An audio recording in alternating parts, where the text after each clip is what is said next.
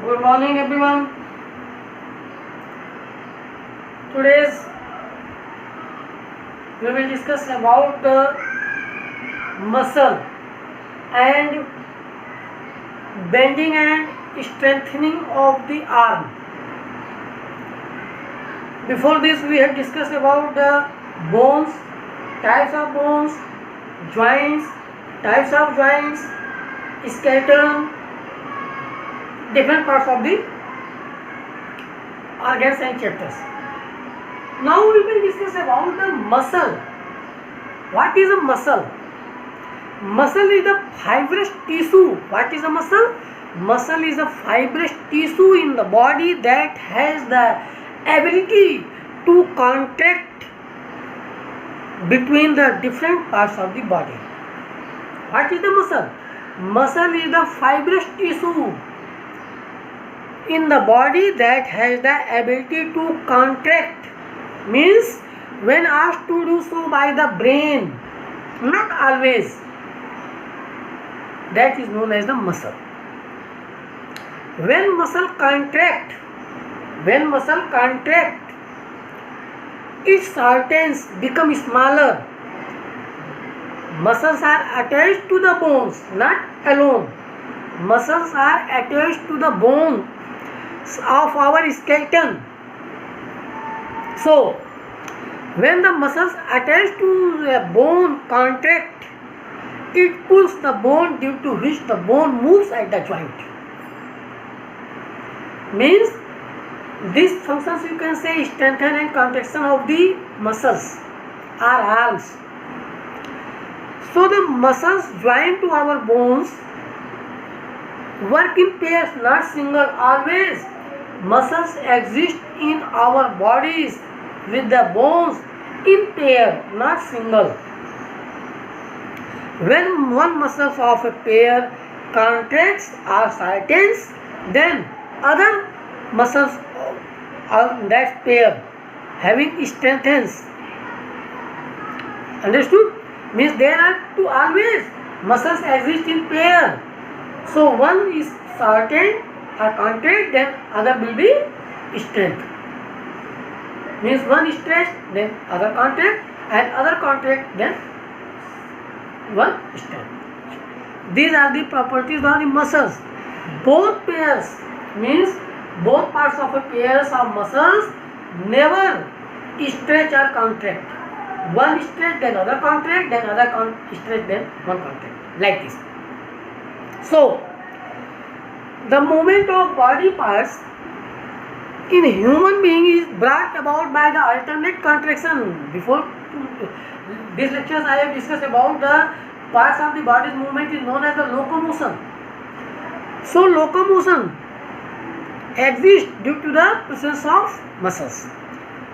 So next, bending and strengthening of arms. For example, I will give you one example here. Our arms consist of two parts, below and upper parts. Our arm consists of two parts, below parts and upper parts, means upper and lower, which are joined the elbow. Lower part and upper part, and both arms joined with the elbow. So the upper arms has one bone. Upper arms has one bone, and the lower arms has two bones. Lower part of the bone and upper part of the bone joined with the elbow. Upper part of arm having one bone, lower part of arm having two bones. So the upper arm bones and lower arm bones are joined at the elbow by a hinge. Here hinge joints. Before this lecture I have discussed which types of joints you will find here. Hinge joints. Hinge joints, property of hinge joints, only you can move in one direction, forward and backward. So in elbow you will find hinge joints, and when there are two muscles, already I have told, always muscles exist in pairs. and your arms, upper arms bone has a pair of muscles. This arms having a pair of muscles, and then two muscles named biceps and triceps. Biceps and triceps means when you will bend the arm, then this muscles is stretched, and when you will open the arm, then this muscles is stretched. Both muscles never stretch in same time. This time, in this movement, this muscles in stretch and this is contract. And when you will open your arm, then this muscles is stretched and this muscles is in contract. So, these two muscles name is biceps and triceps. So, biceps muscles is called flexor muscles, biceps muscles is called flexor muscles, and triceps muscles is called extensor muscles. Biceps, triceps, flexor and extensor. So, these are the properties of muscles and types of muscles. You should remember it. Always muscles exist in pair, never single, and one muscles between pair, one muscles in one time in contract position, then other muscles in same time in stretch position. These are the properties of the muscles. After muscles, we will discuss about the movement in animals. How is an animal's movement? So, movement in animals we will discuss. So, movement in animals. Movement in animals, it is necessary for the animals to be able to move from one place to another place, to find food and escape from their animals. Why movement in animals? It is necessary for the animals to be able to move from one place to another place for their food and escape from their enemies.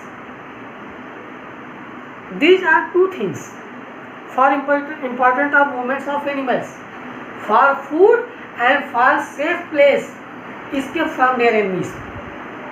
So, but many animals walk with their legs, many animals fly with their wings, many animals, some animals have to push something in forward direction or backward direction for move to the forward direction.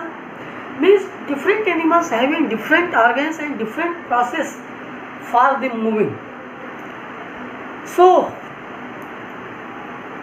cockroach and birds are the animals. I will give you two examples: cockroach and birds. There are two animals which have legs to walk on ground and wings fly in air. Cockroach and birds, both animals, having legs for walking on the ground and having wings for flying in the sky. So first, cockroach.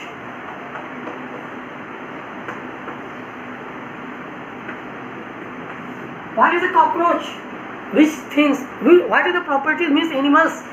What is the function of cockroach? Cockroach is an insect. What is? Which types of animals? Cockroach is an insect.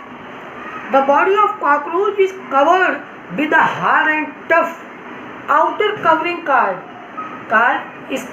exoskeleton. Exo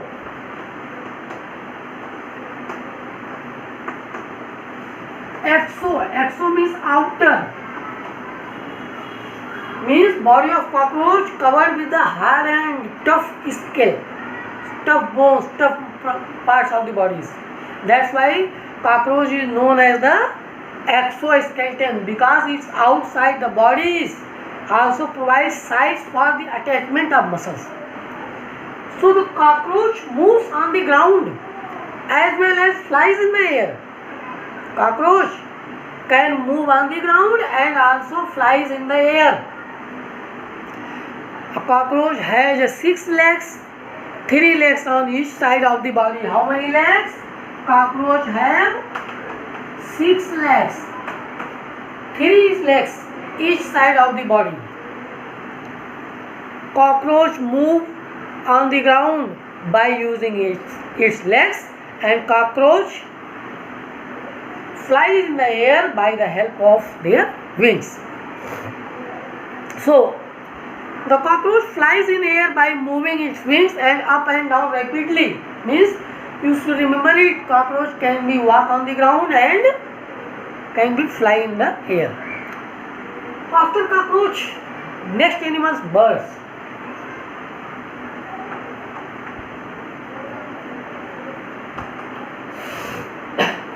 Birds.